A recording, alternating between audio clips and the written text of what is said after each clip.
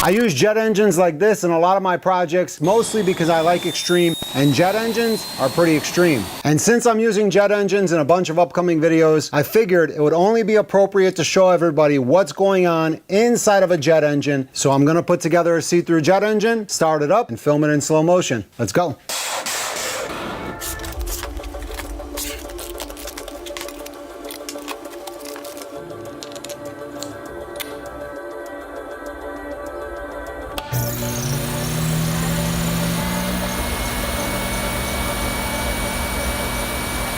Looks like we're about 0.005 grams out of balance.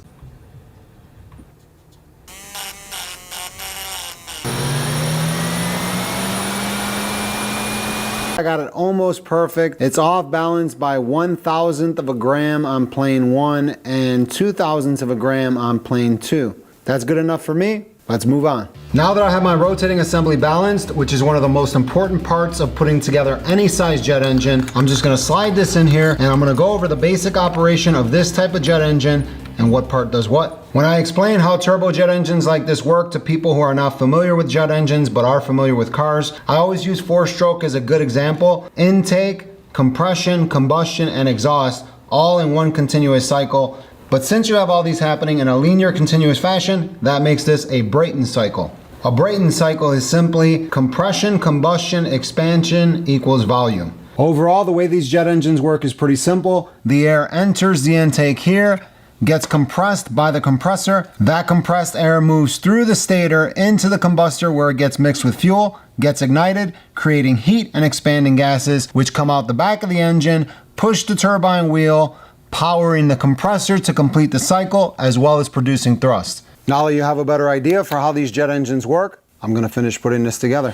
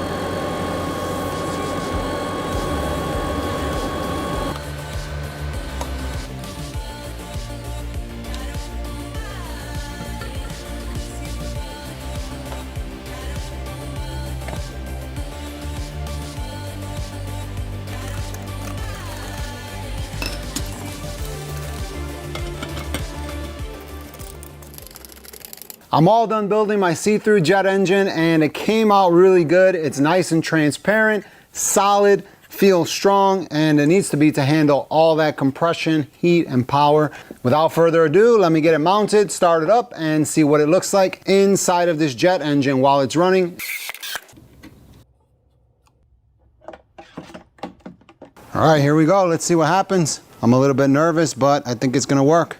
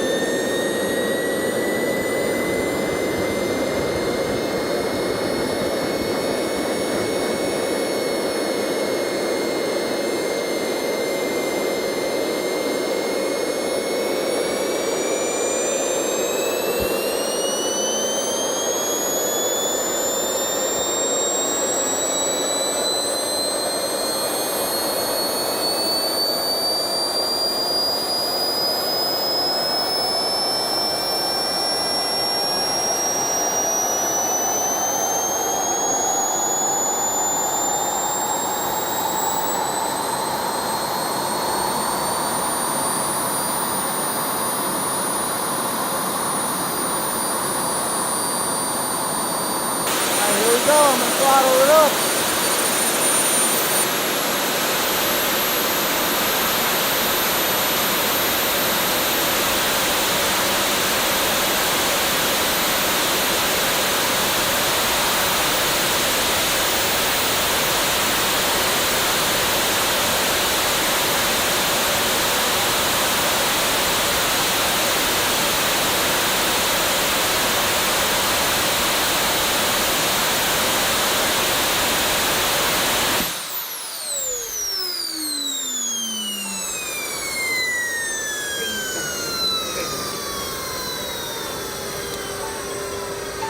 that's hot.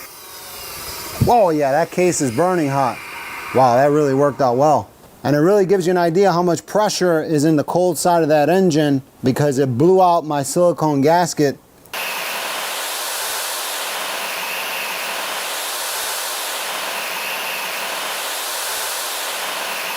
And yeah, that had quite a bit of pressure on it. And to give you an idea how much air is actually moving through one of these engines, you can see the stains from the flow of the air. That's how much air actually moves through these. I don't know how many CFM this is. Actually, it's measured in pounds per minute. I'm glad to say that that went really, really well. I do want to do one more experiment before finishing this video. I'm going to hook up the fog machine, start the engine one more time, and pump some fog into the front of the machine right here and see if we can actually see the airflow going into the engine and maybe the airflow inside of the engine. I'm not really sure, but it's worth a shot. Oops, I accidentally left the fog machine on and closed the door. I'm feeling pretty confident.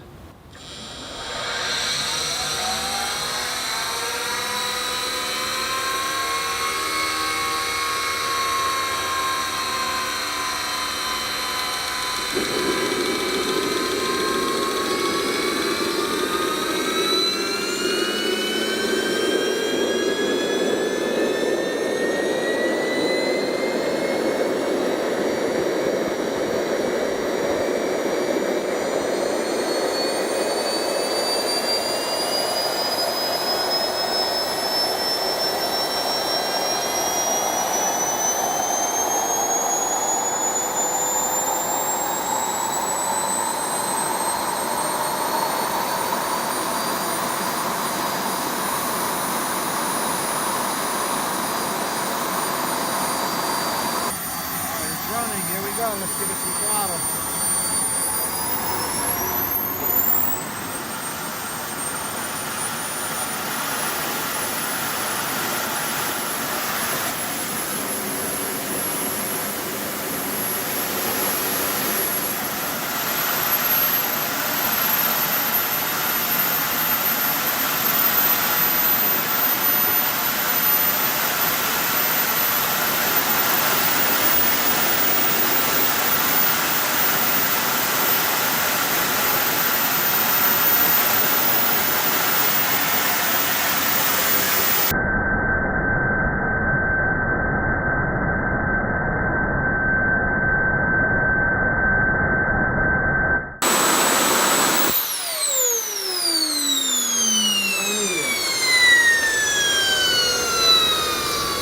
All right, so the flow characteristics weren't as cool as I thought they were going to be. I thought we were going to see a lot more, but that does prove my point, and that does give you the idea that these type of jet engines, or jet engines in general, don't really pull in that much volume of air for the amount of thrust that they produce. A lot of people think like if it's 80 pounds of thrust, it pulls in 70 pounds of air. That's not the case. Most of the energy comes from the fuel. That's the entire idea behind jet engines. I was really surprised that this whole thing survived, but overall that looked pretty cool. I've always wondered what was going on behind that cover when these engines were running, especially when I did that jet-powered Tesla, just to imagine kind of what was going on inside. And to be able to see it, that was definitely pretty cool. I was surprised that this whole thing worked and didn't blow apart, but it worked. So that's about it. The see-through jet engine was a success, and this is part one. I'm gonna do a follow-up, think of some creative idea to kind of see inside of that combustor. I really wanna see how that glow plug is working and how the starting mechanism works and all that other stuff. And let me know if you're interested in that too, and I'll come back with a part two of this. I have something really creative in mind. But other than that, I thought this thing was gonna blow up for sure. I was like, this is one of the first projects I did where I was trying to like throttle it up, and I'm like, should I go all the way? I was like sweating under the armpits with this thing. So, but it worked. It was successful. Tell me what you think in the comments below. Don't forget. Tell me what you think in the comments below. Don't forget to subscribe, and yeah, see you in the next video. Good cut it.